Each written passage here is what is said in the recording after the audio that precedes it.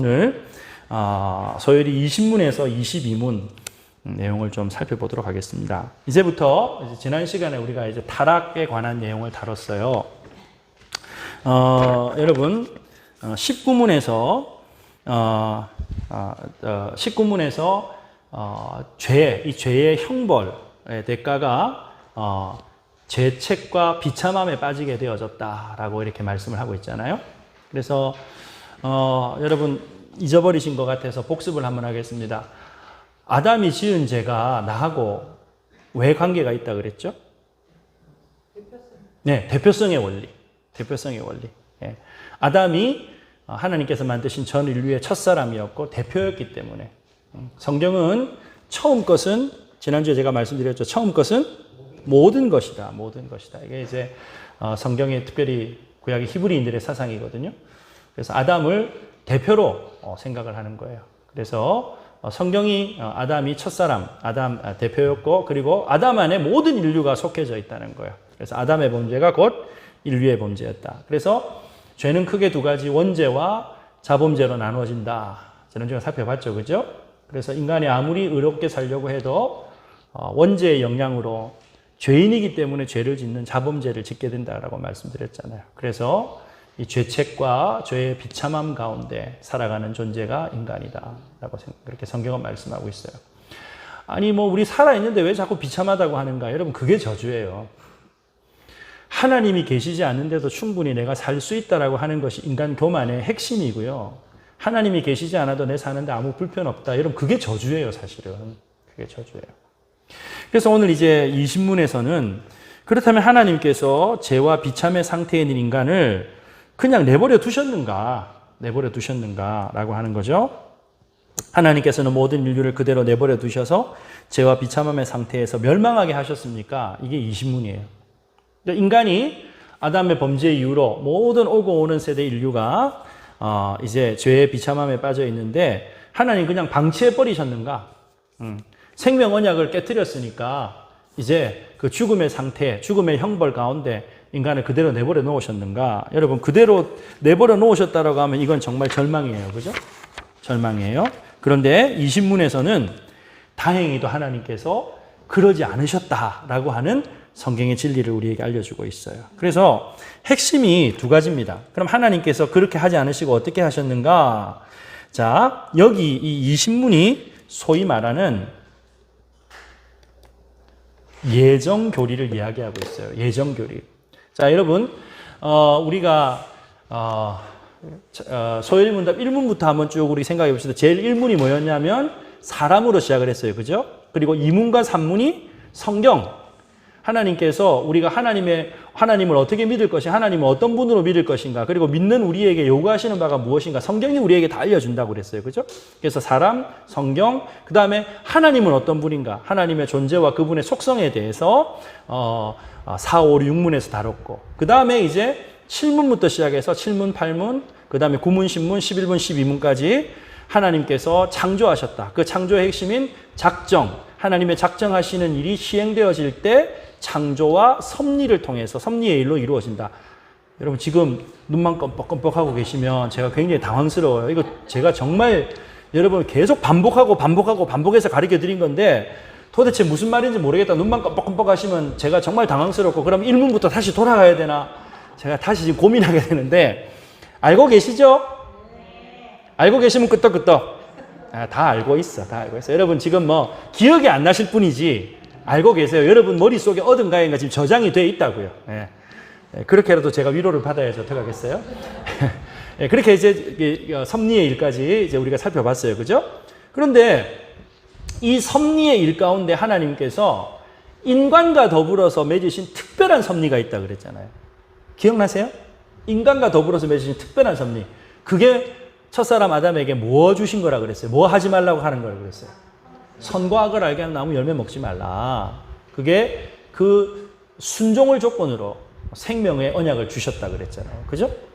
그런데 여러분, 우리가 지난 시간에 살펴본 것처럼 이 시험에, 여러분 사실은 이 시험이 통과하기 불가능한 시험을 하나님께서 주셨다 그랬나요? 아니요. 가장 쉬운 테스트.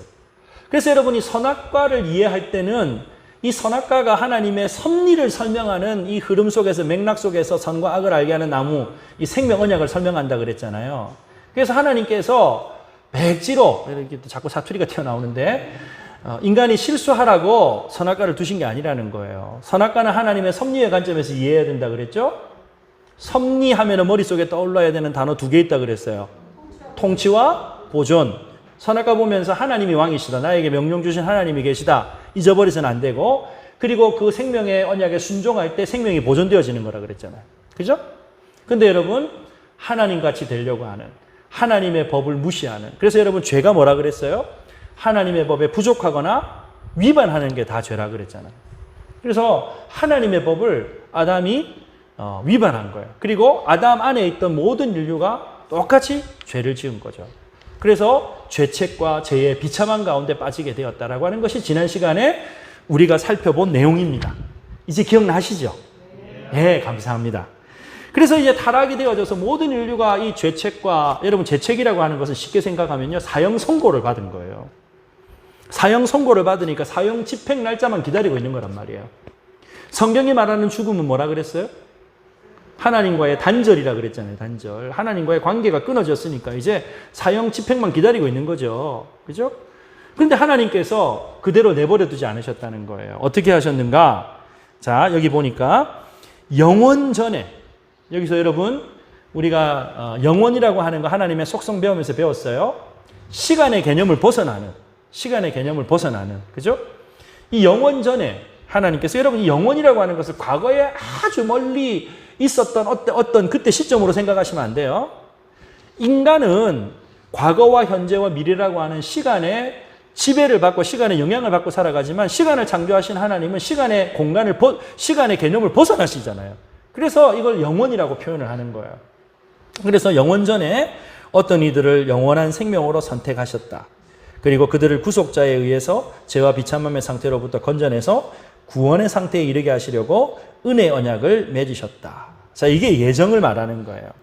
예정이라고 하는 것은 원래 섭리 얘기할 때 설명을 해야 되는데, 이 소요리에서는 논리적인 순서에 따라서, 여러분 소요리를 배우는 사람들이 어린아이들이나 원입교인이라 그랬잖아요. 그래서 성경의 내용을 겨우겨우 조금씩 알아가는 이들에게 이 논리적인 순서를 가지고 설명하다 보니까, 조직신학에서는 예정이 저 섭리 저 앞쪽에 가서 설명을 하는데, 소요리에서는 구원의 서정과 맞추어 갖고 조금 뒤쪽으로 가서 이렇게 설명을 하고 있는 거예요. 그래서 예정이 무엇이냐? 몇몇을 영원한 삶을 위해서 선택하셨고 그들에게 은혜의 언약을 맺어주셨다. 목적은 무엇인가? 선택한 자들이 죄의 상태와 비참함의 상태에서 건져내어 구원의 상태로. 그러니까 이게 무슨 말이냐면 죽음의 상태에서 생명의 상태로 옮기는 거예요. 죽음의 상태에서 생명의 상태로. 여러분, 우리가 이제 이 성경 이야기 할 때 마음에 별 감동이 없어요. 별 감동이 없어요. 왜냐하면 오랫동안 교회 생활 하신 분들은 그게 뭐 당연하게 여겨지니까. 그런데 여러분 한번 생각해 보세요. 죽음의 자리에서 생명의 자리로 옮겨졌다. 여러분, 죽은 줄 알았던 아들이 살아서 돌아오면 기절하는 거 아니겠어요? 제가 일전에 예화로 말씀드렸던 기억납니까? 인도네시아에서 있었던 일? 예? 인도네시아에서 조수간만차 때문에 중학생 3명이 떠내려갔다 그랬잖아요. 예? 2명은 시신을 발견됐는데 1명은 시신이 발견이 안 됐어. 그래갖고 암만 수속해도 안 되니까 이거는 살아날 확률이 없다. 그래가지고 남은 유품 갖고 장례를 지내고 있는데 열흘 만인가 장례를 하는데 애가 뒤에서 뚜벅뚜벅 걸어 들어왔다 그랬잖아요. 그래서 그 어머니가 쓰러졌어요. 졸도하는 거예요. 여러분, 죽음의 자리, 사망의 자리에서 생명의 자리로 옮겨졌다. 이건 여러분 어떻게 설명을 해야 되겠어요? 이게 엄청난 은혜를 우리가 입은 거죠. 그죠? 그래서 이 죄와 비참의 상태에서 건져내서 구원의 상태로 이르게 하신 것, 이게 이제 이 신문에 핵심되어지는 내용입니다. 그런데 구원의 상태에 이르게 하시려고 어떤 언약을 맺으셨다고요? 은혜 언약을 맺으셨다. 여기 이제 생명의 언약과 대비되어지는 은혜 언약이라고 하는 개념이 나옵니다. 자, 질문의 초점을 우리가 바로 이해할 필요 있어요. 자, 죽음에서 생명의 상태로 옮겨지는데 별 대수롭게 생각하지 않는 것이, 우리가 아프고 힘들고 다 죽어가는 사람 병원 가면 살아서 돌아오는 경험들도 있고 하다 보니까 우리가 이 죽음이라고 하는 것이 그렇게 우리에게 심각하게 받아들이지 않는다고요. 그런데 여러분 보세요. 인간 스스로 죽음의 상태에서 생명의 상태로 나아갈 수 있습니까? 없습니까? 왜 없죠? 왜 없죠? 여러분, 제가 지금 너무 당연한 걸 묻고 있는 거예요. 인간 스스로 죽음의 상태에서 생명의 상태로 나아갈 수 있습니까? 없습니까? 없다 그러셨어요. 그럼 왜 없는지 여러분 얘기하셔야지. 왜 없죠? 죽었는데 뭘 해요? 예? 죽었는데 뭐 하냐고. 예? 여러분, 아담의 범죄에 의해 모든 인류는 죽었어요. 하나님 앞에. 죽었는데 우리가 뭘 할 수 있는 게 없다는 거예요. 하나님과의 관계가 끊어진 거예요. 예. 그런데 여러분, 이 신문에서 이 질문을 하는 것은 인간에게는 소망이 없다는 거예요. 그래서 그 초점을 어디로 옮기고 있는가? 하나님께로 옮기고 있는 거죠. 그러니까 이 인간의 구원은 인간의 행위나 노력이나 인간의 공로로 이루어질 수 있는 것이 아니고 하나님 쪽에서 뭔가 길을 열어주셔야 된다는 것을 이 신문에서 밝히고 있는 거예요. 그래서 하나님 쪽에서 길을 열어주셨다라고 하는 것을 은혜 언약이라고 하는 표현을 가지고 설명을 하고 있는 것입니다. 여러분, 중요한 것은 하나님께서 내버려 두지 않으셨다는 거예요. 내버려 두시지 않으셨다는 거예요. 여러분, 성경을 봐도 범죄한 인간은, 아담은 하나님의 얼굴을 피해요. 숨어요. 하나님 앞에 나아갈 수가 없는 거예요. 왜? 생명 언약을 어겼기 때문에, 불순종했기 때문에 하나님과의 관계가 이미 끊어진 거예요. 스스로 하나님 앞에 못 나가는 거예요. 그러니까 하나님의 낯을 피해서 숨죠. 근데 보세요. 하나님이 먼저 누구를 찾으세요? 아담을 찾으세요. 여러분, 세상의 모든, 기독교를 제외한 모든 종교는 인간의 공로와 인간의 노력과 인간의 의지를 가지고 신에게 나아갈 수 있다라고 얘기해요. 그래서 여러분, 기독교를 제외한 세상의 모든 종교들은 보편적으로, 일반적으로 행위를 굉장히 강조를 많이 하고 공로를 인정을 해요. 그래서 여러분, 그 공로의 레벨에 따라 가지고 등급을 나눈단 말이에요. 소고기 무슨 등급 나누는 것처럼 등급을 나눠버린단 말이에요. 그런데 여러분, 기독교 신앙은, 성경은 분명히 뭐라고 말씀하고 있는가? 인간은 죽었기 때문에 스스로의 힘으로, 스스로의 능력으로 하나님 앞에 생명의 자리로 나아갈 수 없어. 하나님께서 길을 열어주셔야 돼. 철저하게 은혜를 얘기하고 있고, 하나님께서 먼저 죄인을 찾아오셨다는 것을 가르치고 있죠. 그래서 여러분, 아담아 내가 어디 있느냐 찾아오셨잖아요. 여러분, 하나님께서 죄인을 먼저 찾아오시는 것, 이게 바로 은혜인 줄로 믿으시기를 바랍니다. 그래서 창세기부터 시작해서 성경의 모든 역사는요, 인간이 하나님을 먼저 찾지 않아요. 범죄에서 하나님의 얼굴을 피하려고 하는 이 죄인을 하나님께서 찾아오시는 역사가 성경의 역사예요. 여러분, 하나님께서 찾아오셔서 우리를 만나주셨잖아요. 나는 모태신앙인데요. 어머니가 나 가졌을 때, 본당 들어갈 때 엄마가 배를 이렇게 내밀고 나갔기 때문에 나는 엄마보다 먼저 교회 들어갔는데요. 네? 천만의 말씀 만만의 콩입니다. 네? 여러분, 내가 모태신앙 가정에 태어나겠다고 내가 결정한 거예요? 아니에요. 내가 예수 믿겠다고 결정해서 내가 교회 나와서 등록했고 내가 했는데, 여러분, 우리의 의지가 교회로 나가겠다고 이 발걸음을 옮겨주신 분이 하나님이 하신 일이에요. 아버지께서 이끄시지 않으면 아무도 아버지 앞에 나올 수 없다. 성경 분명히 말씀하고 있잖아요. 우리는 어려서부터 교회에 많이 나오고 열심히 나오다 보면 교회당 문턱 넘는 게 굉장히 우리에겐 자연스럽고 익숙해요. 근데 여러분, 안 믿는 분들한테 가서 교회 한번 가보자 그러세요. 가나 안 가나? 교회당에 화장실이 있어도 안 들어가려고 그래요. 교회당 문턱 넘기가 당연한 일이 아니라니까요. 이게 은혜예요. 이게 은혜예요. 하나님께서 우리를 내버려 두지 않으셨다는 거예요. 여러분, 우리 모두는 사망의 형벌, 이 죄와 비참함 가운데 있었지만 하나님께서 택하셔서 영원한 생명을 주셨죠.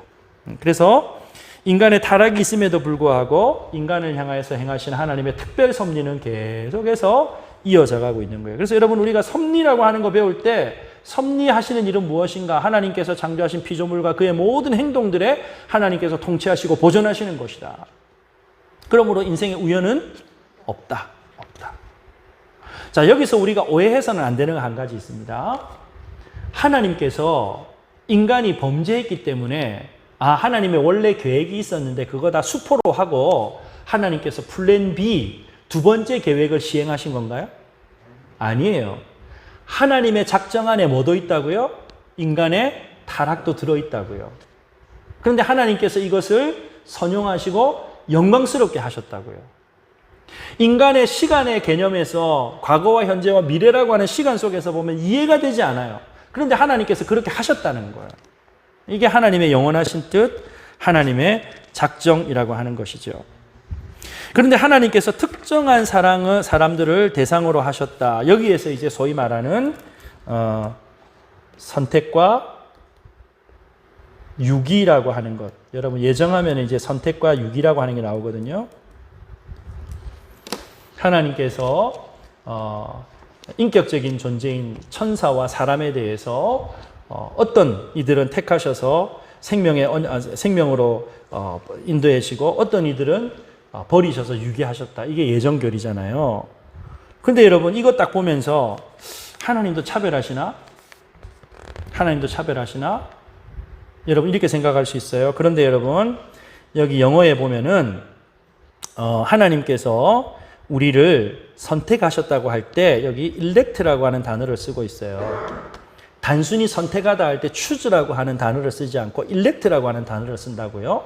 자, 여러분 이 elect라고 하는 단어는 원래 뭐 할 때 쓰는 단어죠? 선거할 때, 투표할 때. 예? 여러분 choose라고 하는 거는요, 눈 감고 안 보고도 그냥 잡으면 choose예요. 초이스 하는 거예요. 근데 elect라고 하는 것은 그 대상에 대해서 정확하게 알고, 이름을 알고, 존재를 알고 선택하는 거예요.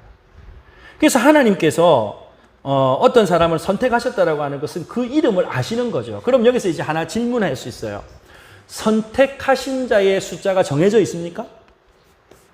정해져 있어요. 성경은 정해져 있다라고 얘기를 해요. 뭐 그게 14만 4천이다 아니다 이걸 떠나가지고 정해져 있다. 왜? 하나님께서 택한 자의 이름을 아신다고 했기 때문에 정해져 있어요. 그러면 유기하신 자, 버리신 자의 숫자도 정해져 있나요? 정해져 있어요. 하나님께서 그들의 이름도 모르고 선택하신 자 외에는 다 버리셨다 이러면 하나님께 책임이 있는 거예요. 그런데 하나님께서 유기한 자의 이름도 다 알고 계신다는 거예요.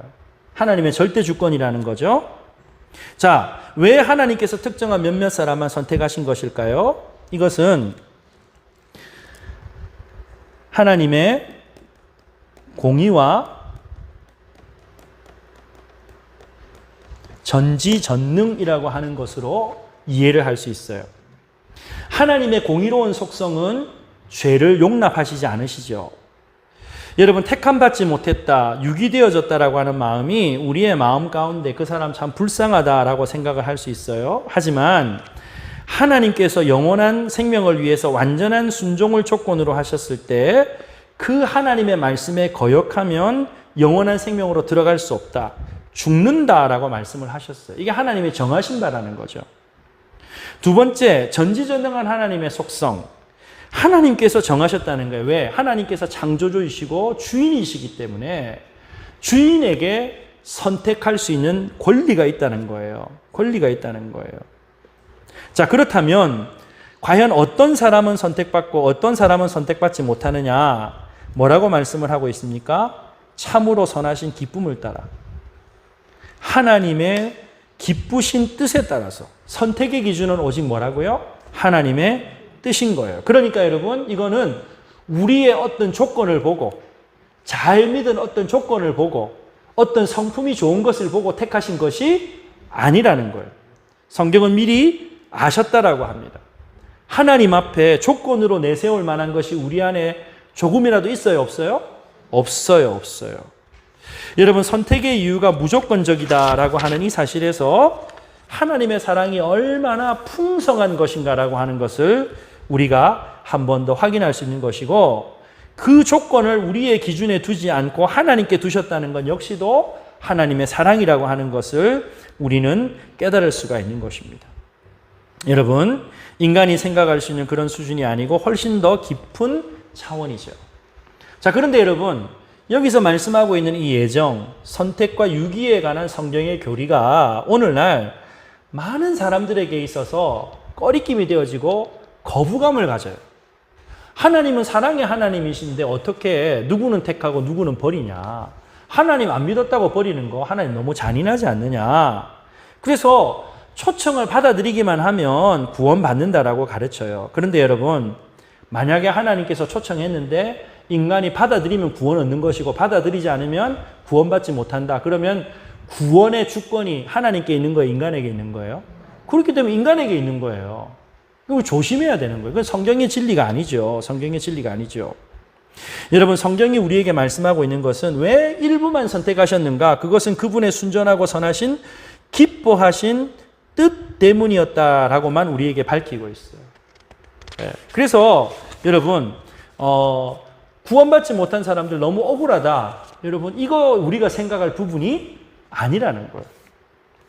죽음 가운데 있던 내가 구원받아서 하나님의 자녀여 백성 되어지는 것만 해도 이건 너무너무 감격스럽고 감사한 것이고, 또 한 가지는 누가 택한 백성인지 누가 유기된 백성인지 우리가 알아요? 몰라요?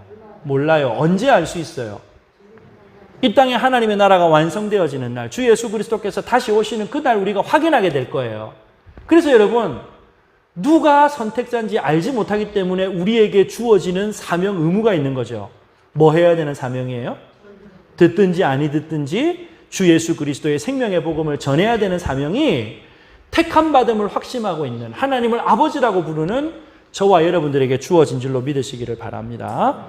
자, 다시 한번 정리합시다. 예정에 대해서 우리가 정리를 할 때 구원이 무엇인가? 사망으로부터 생명으로 위치가 바뀌는 것인데, 여러분, 단순한 회복이 아니라 그랬어요. 생명의 자리로 바뀌는 거라는 거예요.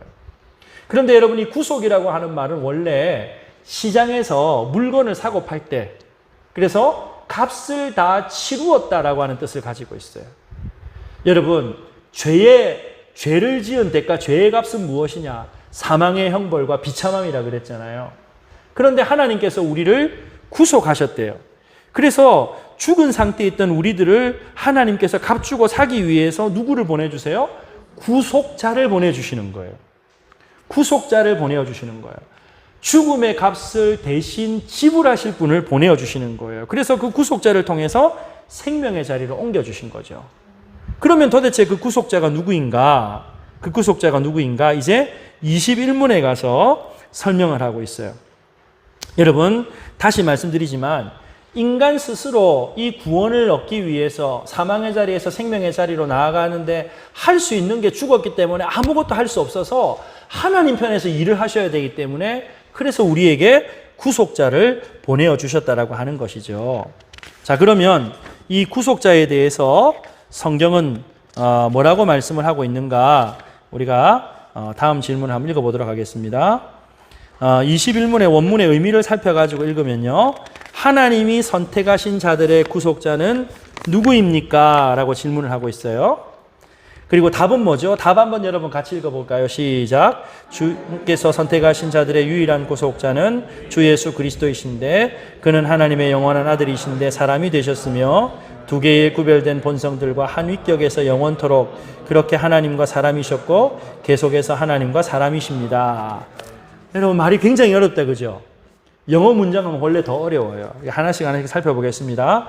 자, 질문을 보니까 인류의 구속자라고 묻지 않고 하나님이 선택하신 자들의 구속자라고 얘기를 해요. 이게 뭐냐? 택한 백성들을 위한 구속자라는 거예요. 만인을 구원하기 위한 구속자는 성경의 가르침이 아니라는 거예요. 그러니까 예수님의 십자가는 누구에게만 유효한 것인가? 택함 받은 백성들에게만 유효하다는 거예요. 예? 만약에 모든 사람을 구원하기 위해서 예수님의 십자가에 달리셨다 그러면 믿지 않는 자들, 하나님께서 유괴하신 자들에 대한 이 설명을 할 수가 없는 거죠. 분명히 성경은 하나님이 선택한 자들의 구속자로 예수 그리스도를 보내어 주셨다라고 그렇게 말씀을 하고 있어요. 자, 그런데 이 구속자는 누구이신가? 예수 그리스도는 누구이신가? 하나님의 영원한 아들이시다. 하나님의 영원한 아들이시다. 성자 하나님이시다는 거죠. 그런데 그분이 사람이 되셨다라고 말씀을 하고 있어요. 사람이 되셨다. 여러분, 하나님이 사람이 되신다. 여러분, 이거 우리가 어떤 이성적인 어떤 연구를 통해서 우리가 이해할 수 있는 거예요?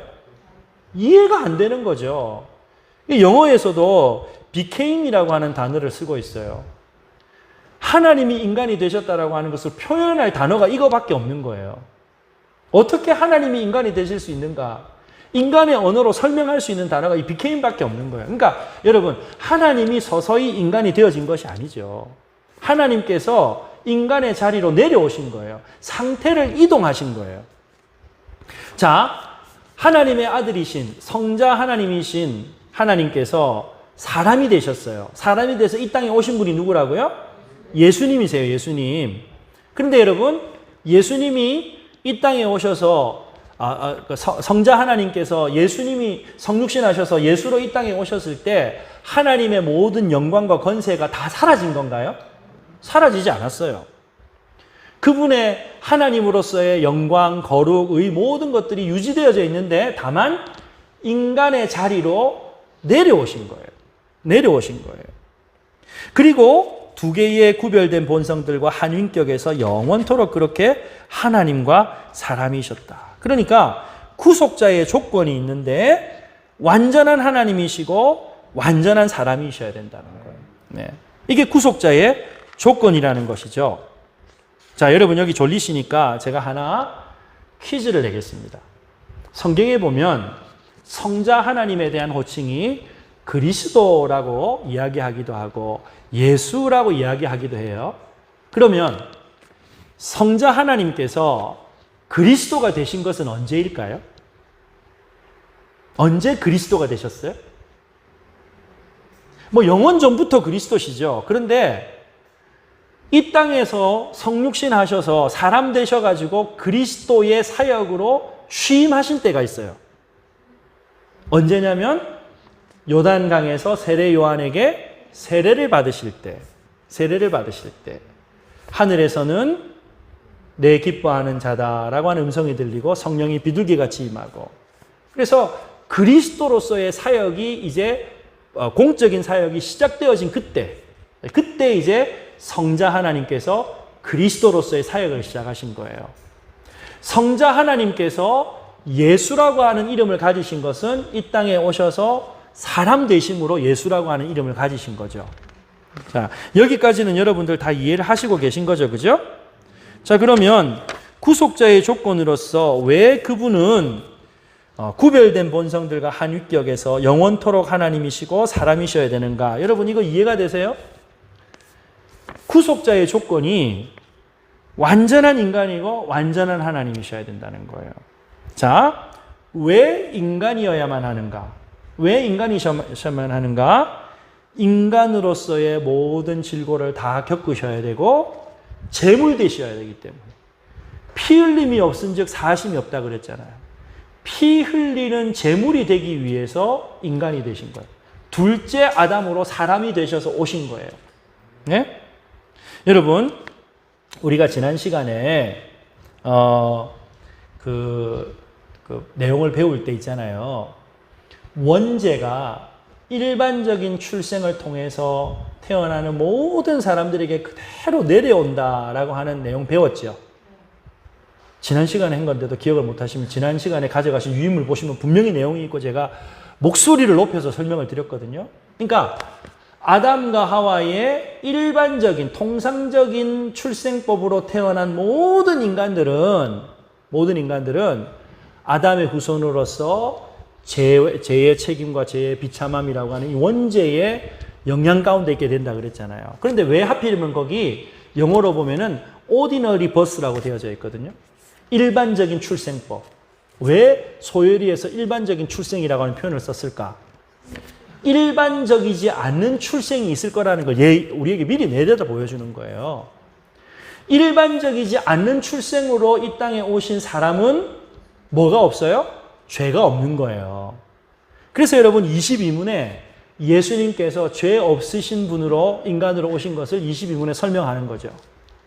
그리고 왜 하나님이셔야 되는가? 여러분, 일반적인 출생으로 죄의 유전의 값을 받을 수가 없기 때문에, 또 인간으로서 하나님의 진노를 당할 수가 없기 때문에, 그래서 참 인간으로서 참 하나님으로서 오셨는데 주의할 것은 두 인격이 아니라 한 인격체라는 거예요. 그래서 여러분 이것은 사실은 신비의 영역이죠. 성경이 그렇게 말씀하고 있기 때문에 우리가 아멘으로 받아들여야 되는 거예요. 자, 그리고 지금도 그렇게 계신다라고 말씀을 해요. 지금도 그렇게 계신다. 여러분, 지금 예수님께서 부활 승천하셨잖아요. 부활 승천하셨는데 하늘에 계시면서 영으로 계신 것이 아니고 인성을 입고 계신다는 거예요. 인성을 입고 계신다. 왜? 여전히 우리를 위해서 간구하시기 때문에. 로마서 8장에 보면 성령께서 우리 안에서 우리 위해 간구하시고 하나님의 아들께서 하나님 보좌 우편에서 우리 위해서 간구하고 계신다 그랬잖아요. 그래서 하늘에까지 그 인성을 입고 계신다라고 성경은 말씀하고 있어요. 그래서 예수님께서 우리 위해서 중보하고 계시기 때문에 우리가 기도할 때 마지막에 중보자 대신 예수님의 이름으로 기도합니다라고 기도하는 것이죠. 자, 여기까지 이해가 되십니까? 자, 이제 22문으로 넘어가겠습니다. 자, 그러면 그리스도께서 하나님의 아들이신데 어떻게 사람이 되셨는가? 하나님의 아들이신 그리스도는 성령으로 동정녀 마리아의 태에 잉태되시고 그녀에게서 출생하시면서 하나의 참몸과 하나의 이성적인 영혼을 자신에게 취하심으로 사람이 되셨기에 죄가 없으시다라고 되어져 있어요. 이걸 이제 좀 분석을 하면서 읽어볼 필요가 있어요. 여기 여기 보면 참몸과 하나의 이성적인 영혼이라고 하는 말은 참 사람이라는 거예요. 진짜 사람이라는 거예요. 그런데 여러분, 초대교회에 예수님께서 하나님이신데 참 사람이다. 이거 쉽게 받아들여졌을까요? 쉽게 못 받아들여졌을까요? 쉽게 받아들이지를 못하는 거예요. 왜냐하면 초대교회 당시에는 헬라 철학의 영향을 많이 받고 있었거든요. 헬라 철학에 의하면요, 여러분, 신은 절대 물질적인 인간이 될 수가 없어요. 결합이 될 수가 없는 거예요. 그런데 가장 영광스러운 이 영혼인 신이 물질에 갇혀서 인간이 됐다? 말도 안 된다. 그래가지고 여러분, 이 예수님에 대해서 여러 가지 이단들이 그때부터 나오는 거예요. 그때부터. 그래가지고 제자들이 그분이 진짜 사람이 아닌데 귀신, 영혼을, 유령을 사람처럼 착각해서 봤다. 이렇게 이야기하는 경우도 있고, 또 어떤 쪽에서는 그분은 원래 하나님이 아니셨는데 이 땅에서 이룬 일이 너무 귀하고 대단해가지고 하나님이 그를 아들이라고 인정해 주셨다. 그래서 그가 하나님으로 대우를 받은 거다. 여러분, 그럴듯한 여러 이단들이 초대교회 이단들부터 굉장히 많이 예수님에 대해서 일어났단 말이에요. 그래서 이 소열이 문답을 만들고 또 초대교회에 이 예수님의 성육신의 교리를 가리킬 때 그분은 참몸과 하나의 이성적인 영혼을 자신에게 취하셨다. 이 말을 그냥 단순하게 하면 진짜 사람이셨다. 역사적인 실존 인물이라는 거예요. 그분은 진짜 사람이다. 그런데 일반적인 사람들하고 차이가 나는 게 있다. 그게 뭐냐? 하나님의 아들이신 그리스도는 성령으로 동정녀 마리아의 태에서 잉태되셨다. 그의 출생의 근원이 하나님으로부터라는 거예요. 하나님으로부터다. 그리고 자신을 취하심으로 사람이 되셨기 때문에 뭐가 없으시다고요? 죄가 없으시다. 여러분, 정상적으로 한 남자와 한 여자 부부관계에서 태어나는 모든 생명들은 아담의 죄의 영향력 가운데 죄가 유전되어진다 그랬어요. 그런데 예수님은 일반적인 생육법에 의해서 오신 분이 아니잖아요. 그래서 죄의 유전으로부터 자유하실 수가 있고 흠없는 유월절 어린 양으로 죄인을 속전하는, 죄인의 죄값을 대신 지불하시는 구속자가 되실 수 있었다라고 성경은 우리에게 가르치고 있는 것입니다. 여러분, 요한일서 말씀에 보면 이 예수님이 참 하나님이시고 참 사람인 것을 부인하는 이들마다 하나님께로부터 난 자가 아니다라고 말씀을 하고 있어요. 기독교 신앙의 출발은 인간 스스로의 공로와 의지로 하나님께 이룰 수 있는 방법이 없다. 왜? 우리는 모두 죄로 인해서 죽었기 때문에. 네, 여러분, 우리가 가끔 기도하다 보면 죽어가는 뭐 이런 표현을 쓰는데 사실은 성경적인 표현은 죽어가는이 아니고 우리는 죽은 존재예요. 이미 하나님과 교제가 끊어졌기 때문에 죽은 존재인데 하나님께서 인간을 구원하기 위해서 하나님께서 택하신 백성들을 위해서 은혜 언약의 길을 열어주셨고, 그러니까 하나님 편으로부터 인간에게 구원의 길을 열어주셔야만 인간이 구원 얻을 길이 열린다는 거죠. 이 일을 위해서 흠도 없고 죄가 없으신 하나님께서 인간의 육신을 입고 이 땅에 오셔서 십자가에 피 흘려 주심으로 죄인이 구원 얻을 수 있는 길을 열어 주셨다. 이것이 바로 하나님의 큰 은혜다라고 우리에게 말씀하고 있고, 이것이 깨달아지고 이 진리가 믿어지는 자가 바로 성령의 인치심을 받은 자요, 하나님께서 구원하신 택자라고 성경은 우리에게 말씀하고 있어요. 여러분, 우리의 애씀이나 공로나 노력으로 깨달은 거 아닙니다. 구원을 택한 백성 한 사람 한 사람에게 적용하시는 성령의 역사로 말미암아 이 놀라운 구원의 진리가 우리 가운데 깨달아지게 된 줄로 믿으시기를 바랍니다. 그래서 여러분, 유일한 구속자 되신 예수 그리스도의 이름을 의지하는 자들마다 우리의 능력으로는 하나님 앞에 얼굴 들고 나아갈 수 없는데 하나님의 은혜의 보좌로 나아갈 수 있는 권리를 우리가 얻게 되어진 거예요. 그래서 우리가 예수 이름으로 기도할 수 있는 것이고, 예수 이름으로 예배 드릴 수 있는 것이고, 예수 이름으로 하나님과 소통하며 교제할 수 있는 생명의 길을 얻게 된 것이죠. 이것이 은혜인 줄로 믿으시기를 바랍니다. 이 은혜 위에 굳게 서서 흔들리지 않고 날마다 위로부터 주시는 하나님의 은혜가 충만한 복된 저와 여러분들의 삶이 되시기를 주님의 이름으로 축복합니다.